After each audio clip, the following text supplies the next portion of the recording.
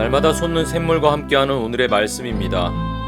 6월 9일 월요일 오늘의 말씀은 창세기 17장 15절부터 22절까지입니다. 내 아내 사레는 이름을 사레라 하지 말고 사라라 하라. 내가 그에게 복을 주어 그가 내게 아들을 낳아주게 하며 내가 그에게 복을 주어 그를 여러 민족의 어머니가 되게 하리니 민족의 여러 왕이 그에게서 나리라. 아브라함이 엎드려 웃으며 마음속으로 이르되, 100세 된 사람이 어찌 자식을 낳을까? 사라는 90세니 어찌 출산하리요? 아브라함이 이에 하나님께 아뢰되, 이스마엘이나 하나님 앞에 살기를 원하나이다. 아니라 내 아내 사라가 내게 아들을 낳으리니 너는 그 이름을 이삭이라 하라. 내가 그와 내 언약을 세우리니 그의 후손에게 영원한 언약이 되리라. 이스마엘에 대하여는 내가 네 말을 들었나니 내가 그에게 복을 주어 그를 매우 크게 생육하고 번성하게 할지라. 그가 12두령을 낳으리니 내가 그를 큰 나라가 되게 하려니와 내 언약은 내가 내년 이 시기에 사라가 내게 낳을 이삭과 세우리라. 하나님이 아브라함과 말씀을 마치시고 그를 떠나 올라가셨더라. 사랑하는 여러분, 우리는 때때로 너무도 선명한 현실 앞에서 하나님의 약속이 너무 멀고 추상적으로 느껴질 때가 있습니다.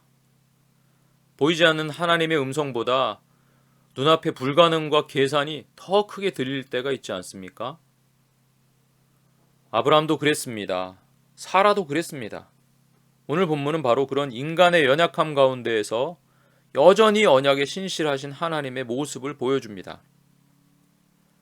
오늘 본문을 통해 알 수 있는 것은 어쩌면 아브라함은 이스마엘을 통해 무언가 하나님의 계획이 성취되리라 기대하고 있었을 것이라는 겁니다. 하지만 하나님은 말씀하십니다.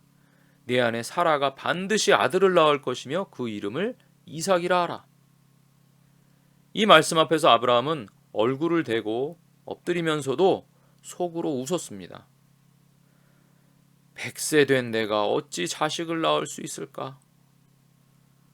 사라가 90살인데 어찌 출산할 수 있으랴?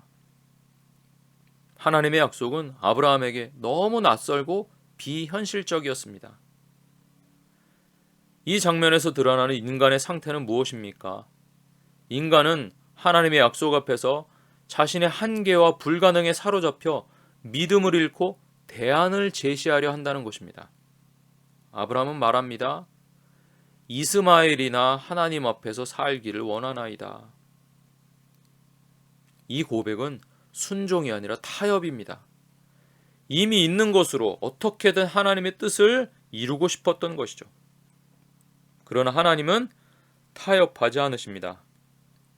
그분은 언약의 약속을 새로운 이름과 함께 불가능해 보이는 방식으로 이루시겠다고 하십니다. 하나님은 말씀하십니다. 내 언약은 이삭과 세우리니 사라가 내년 이맘때 내게 낳을 자니라. 하나님은 인간의 조건에 기대지 않으십니다.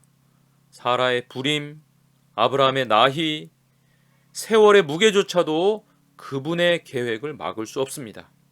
왜냐하면 하나님의 언약은 그분 자신의 신실하심과 전능하심에 기반하기 때문입니다. 하나님은 인간의 불가능과 의심 속에서도 언약에 신실하셔서 약속의 자손 이삭을 주시며 구원의 계획을 성취하십니다. 사랑하는 여러분, 우리의 신앙은 현실의 가능성을 계산하는 믿음이 아닙니다. 신앙은 하나님의 말씀을 있는 그대로 신뢰하는 용기입니다. 아브라함은 이스마엘로 만족하려 했지만 하나님은 아니다 하시며 약속의 자녀 이삭을 말씀하십니다.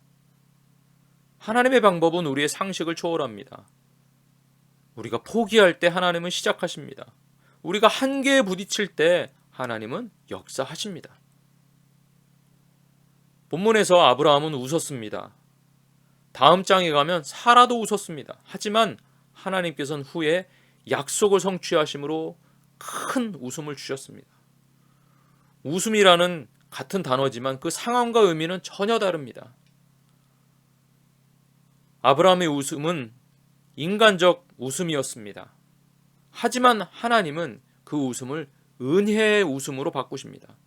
그래서 이삭, 즉 웃음이라는 이름이 주어집니다. 이 이름은 이렇게 선언합니다. 하나님은 절망 중에도 웃게 하시는 분이시다. 여러분의 상황이 불가능해 보이십니까? 기도해도 응답 없는 기다림 속에 지쳐 계십니까? 하나님은 이삭을 준비하고 계십니다. 믿음의 웃음으로 회복시키실 그날을 예비하고 계십니다. 이삭은 은혜로 태어난 자녀입니다. 즉 언약의 자녀는 혈통이나 조건이 아닌 하나님의 선택과 약속으로 태어납니다.